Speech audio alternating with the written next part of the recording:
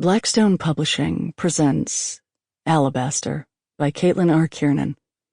This book is read by Exie Sands. For Neil, and for Sophie, too.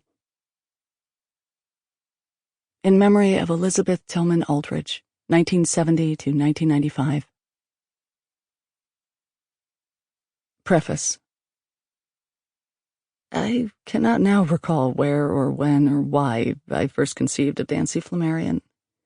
But then I can say the same thing about almost all of my characters, regardless of how fond of them I may or may not be. Almost inevitably, that moment when they initially occur to me is lost. Only later, after a story or two, after a novel or three, do those original thoughts take on any significance. And by then it's too late, and I've forgotten. Hindsight's a bitch. But the earliest mention of Dancy in my notes for Threshold is dated September 16th, 1998. I describe her simply as a creepy little Boo Radley albino girl. Also, I know that I first came across the name Dancy that summer while I was collecting fossils from the Upper Cretaceous of western Alabama. If you look at a map of the state, if you look very closely, you can probably find the town of Dancy on State Highway 17. A few miles east of the Mississippi line in southern Pickens County. It had a post office once upon a time, and might have been named for Dr. Edwin C. Dancy, born 1810.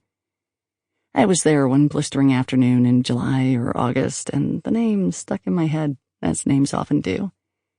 And so maybe it's fair to say that's where Dancy Flammarion began. Now, more than 8 years later, I've written a novel, 4 short stories, and a novella about Dancy, though I genuinely never intended to go back to her after finishing with Threshold.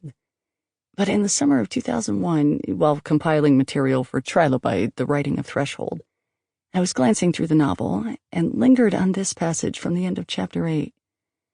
This is the ravenous stone face that Dancy's dreamt of so many times.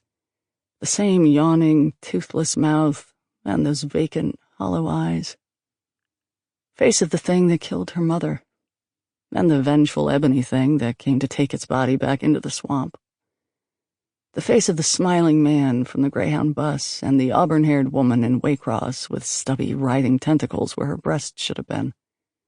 The pretty boy in Savannah who showed her a corked amber bottle that held 3,000 ways to suffer, 3,000 ways to hurt, before she killed him.